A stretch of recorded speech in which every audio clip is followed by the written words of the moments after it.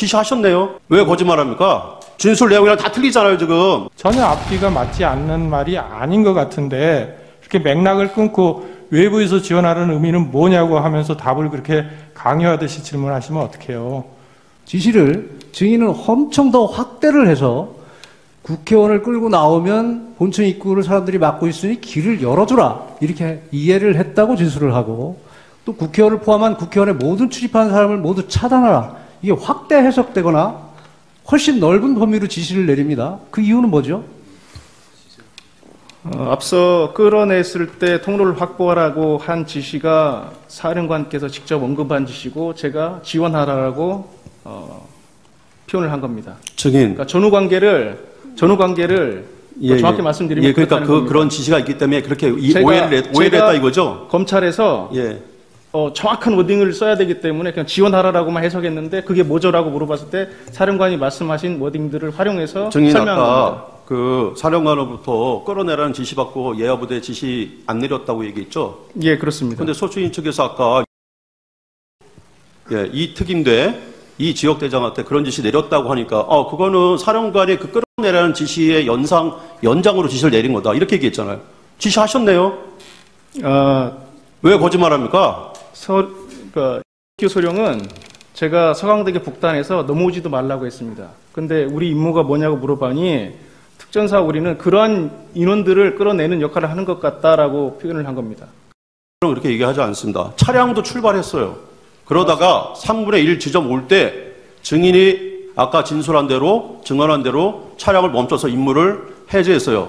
근데 증인은 분명히 얘기했잖아요. 수방사령관한테 그런 지시를 받고 나는 지시를 내리지 않았다. 부당하다고 생각해서 뭔가 위법한 것 같았다. 근데 소추인 측 질문에 다 그런 지시를 내린 적이 있고, 그다음에 제가 아까 질문했잖아요. 그런 지시 시간이 이렇게 좀 차이가 나는데 그거는 아까 수방사령관한테 지시받은 것에 연장선상에서 그런 지시를 받았기 때문에 소령한테 지시를 내렸다 이렇게 지금 증언했잖아요. 그러면은 진술 내용이랑 다 틀리잖아요, 지금. 그것을 수행할 수 있는 부대는 경내에 투입한 부대입니다. 지시를 안 했다면요. 경내에 투입한 부대는 실시하지 않았습니다.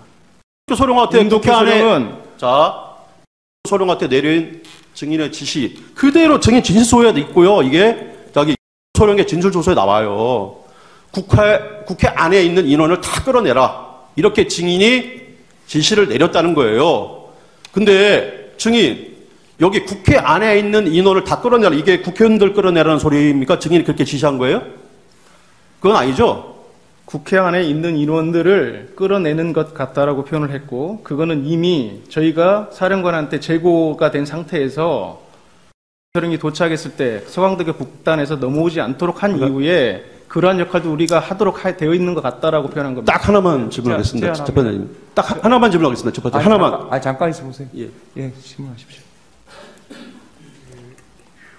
아까 피청구인 대리인께서 질문 외부에서 지원하라는 의미가 뭐냐, 이거를 길을 열어주라는 취지로 이해했다 이렇게 답변을 하셨잖아요.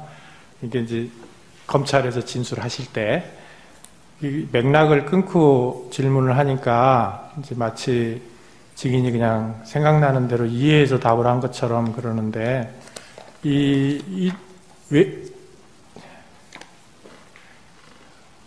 이거를 좀 보여주시죠. 갑제 50호증의 1에 띄워주실 수 있으면 띄워주면 좋고요.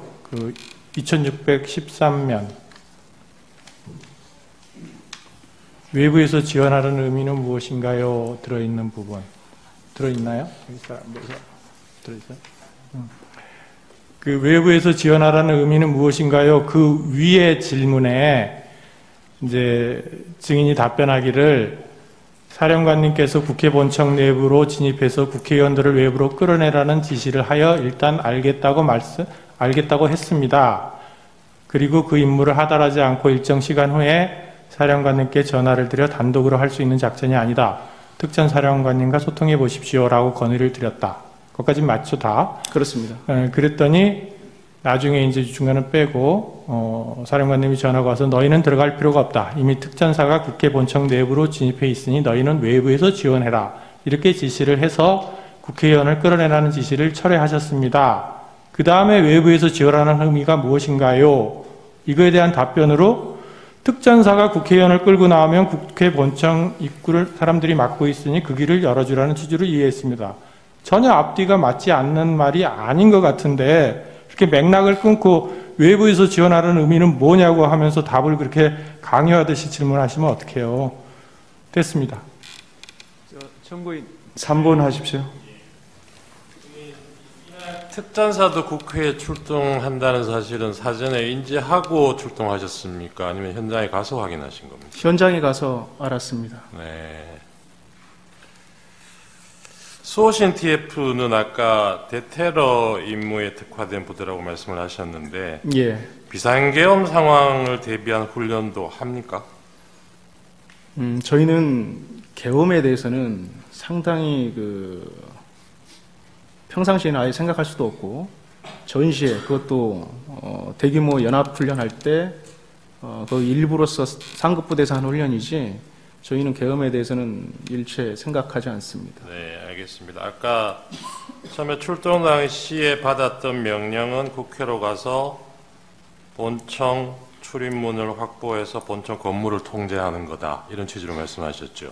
예, 확보라는 표현보다는 통제하라. 통제한다. 예. 근데 그 통제 이후에 그러니까 밖에서 들어오려는 사람을 전면 통제할 건지 선별 출입시킬 건지 안에 있는 사람들은 내보낼 건지 어쩔 건지는 이후에 추가적인 임무를 부여받아야 되는 상황이 있다. 이렇게 그렇습니다. 말씀하셨죠. 예.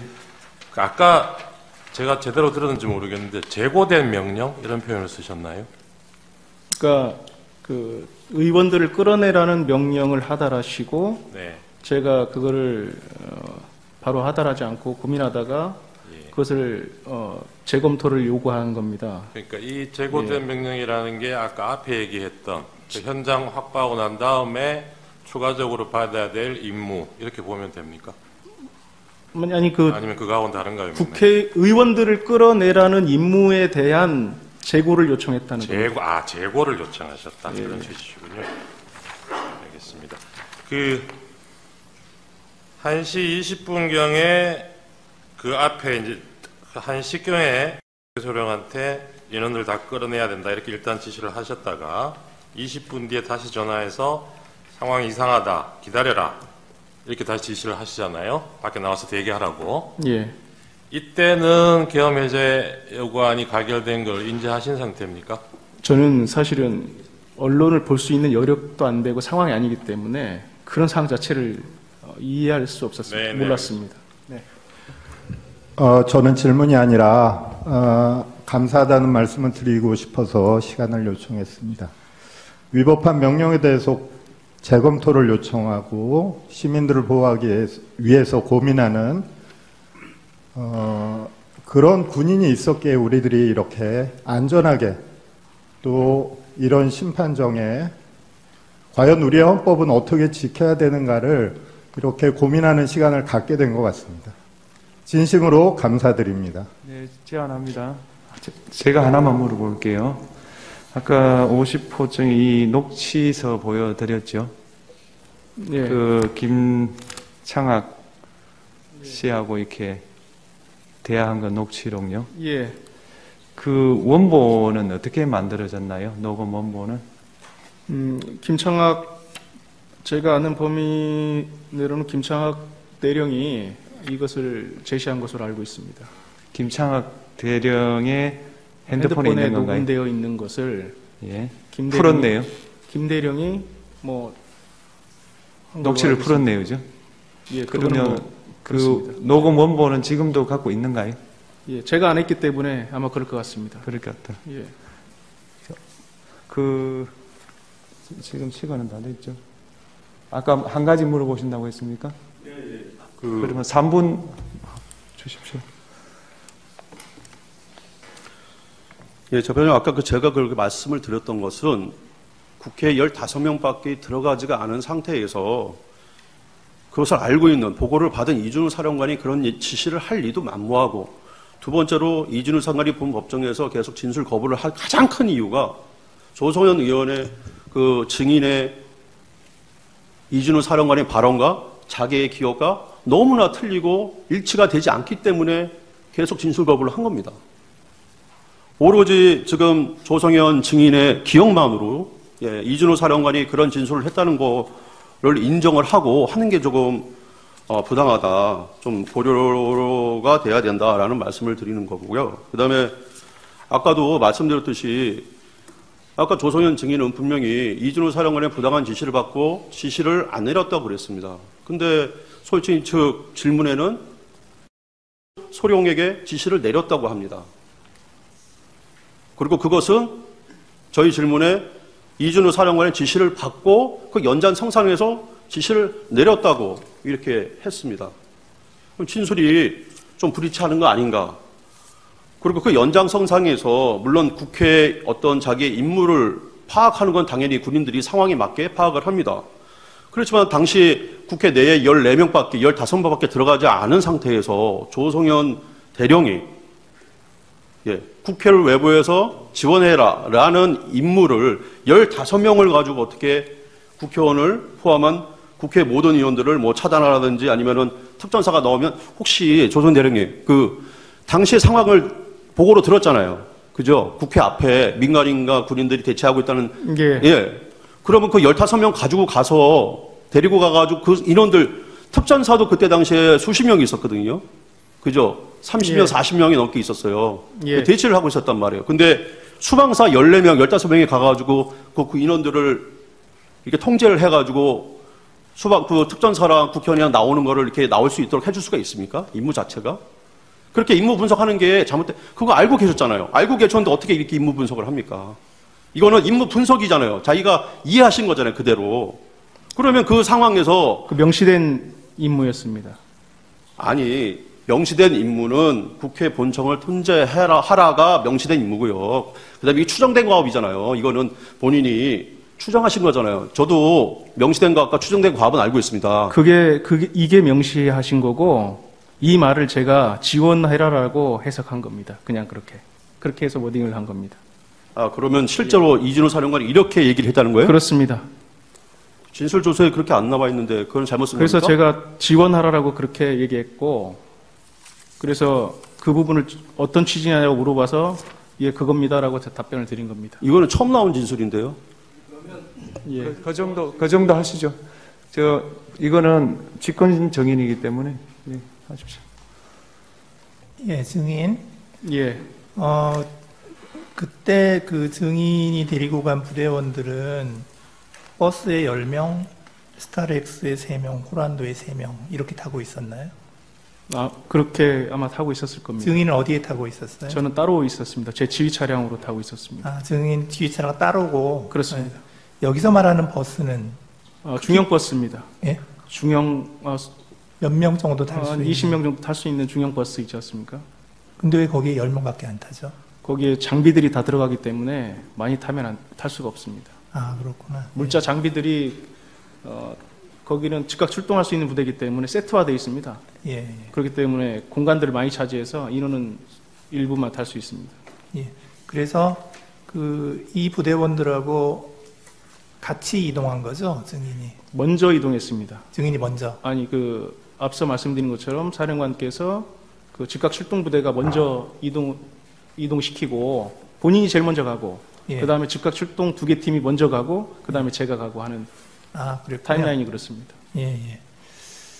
그 부대원들이 여의도 공원에 먼저 도착을 했죠? 예. 그래서 여의도 공원 주차장에 도착한 시간이 23시 45분 정도 맞습니까? 23시 한 40분 정도 된 것 같습니다. 40분 정도. 예. 그리고 그 증인하고 합류를 했나요? 병력들하고 합류는 다 상황이 끝난 이후에 합류했습니다. 왜냐하면 합류를 할 수 있는 상황이 아니었습니다. 언론에서 다 보셨다시피. 그러면 증인은 계속해서 지휘 차량에 혼자 있었나요? 있었습니다. 예. 여러분들은 지금까지 이런 이슈들을 보게 되면 어떤 생각이 드셨나요? 제가 항상 여러분들께 뉴스만 평소에 잘 챙겨보셔도 돈이 된다. 돈을 벌 수 있다고 말씀을 드렸는데요. 그 이유는 제가 지난 5월 초에 여러분들께 뭐라고 말씀을 드렸죠? 지금은 정부가 주목하고 있는 K푸드에 관심을 가져야 한다. 뉴스만 보고 끝내지 마시고 투자 쪽으로 한번 생각해 보셔야 한다 라고 말씀을 드렸습니다. 그리고 나서 이런 썸네일들을 뉴스를 통해서 많이 보셨을 텐데요. 이렇게 정부가 정책으로 밀어주는 산업이 이슈가 됐을 때 정보에 민감한 부자들은 어떻게 생각할까요? K푸드 관련주는 뭐가 있는지, 어떤 종목이 나에게 돈을 벌어다 줄 수 있는지를 생각한다고 말씀을 드렸죠? 그 이유가 뭐냐 하면 부자들이 봤을 때는 이슈가 곧 돈으로 이어지고 이런 이슈들이 돈을 벌어준다는 경험적 확신이 있기 때문에 부자들은 항상 이런 사회적 이슈들을 관심 있게 챙겨본다고 말씀을 드렸습니다. 실제로 제가 지난번에 시청자분들과 함께하는 주식으로 수익 내기 이벤트를 진행했었는데요. 당연히 100% 무료로 진행했고 여기 보시면 저한테 구독이라고 문자 남겨주신 모든 시청자분들께 이렇게 K푸드 관련주 중에 가장 급등할 확률이 높은 한성기업 딱 한 종목을 여러분들에게 추천을 드렸어요. 그러면서 여기 나와 있는 대로 정확하게 얼마에 사야 하는지, 그리고 어느 정도 올랐을 때 팔아야 하는지 이런 부분들까지 자세하게 알려드렸었는데 결과가 어떻게 되었죠? 오른쪽을 보시면 아시겠지만 제가 5월 2일에 문자로 이 한성기업을 소개해드리고 나서 주가가 이렇게 2배 넘게 급등이 나왔다. 그래서 당시에도 굉장히 많은 분들이 제가 드린 한성기업으로 수익을 내셨을 텐데요. 다시 한번 축하드린다고 말씀을 드리고 이번에도 마찬가지입니다. 최근에 정부가 집중적으로 밀고 있는 산업이 해외 건설 시장이고 그 중에서도 K신도시에 대한 관심도가 계속해서 높아지고 있기 때문에 관련 종목들이 부각받을 수밖에 없다. 그 중에서도 정부가 가장 핵심적으로 밀어줄 것으로 예상되는 K신도시 대장주 한 종목에 돈이 몰릴 것이다. 당연히 우리가 이쪽으로 생각해야 한다는 겁니다. 그래서 이번에도 지난번과 똑같이 저에게 신청이라고 문자 보내주시면 정부가 강력하게 추진할 것으로 예상되는 K신도시 정책주 중에 앞으로 대장주 역할을 하면서 주가가 가장 크게 급등할 한 종목을 구독자분들에게 문자로 종목명과 사고 파는 시점을 모두 알려드리겠습니다. 그래서 여러분들이 주식으로 돈 버는 연습을 한번 해보시라 이렇게 말씀을 드리고 지금 이 영상을 보시는 시청자분들 중에 나도 이번 종목이 궁금하다 하시는 분들은 누구나 상관없이 그리고 어느 시간대나 상관없이 부담없이 이렇게 상단에 제 번호를 항상 남겨놓고 있습니다. 제 번호 010-4406-8870번으로 저에게 지난번처럼 신청이라고 문자 보내주시면 제가 이번에도 똑같이 무료 추천 급등주 문자를 보내드리겠습니다. 이해되시죠? 그래서 제 번호 010-4406-8870번으로 신청이라고 문자 보내주시면 여러분들이 직접 이슈를 통해서 돈 버는 연습을 해보실 수가 있는 거고 제가 돈을 받는 것도 아니고 투자를 대신해드리는 것도 아니기 때문에 부담없이 신청해주시면 되는 겁니다. 그리고 수익이 나면 저는 다른 것은 바라지 않습니다. 제 채널에 구독, 좋아요 한 번씩만 눌러주시면 감사하겠습니다.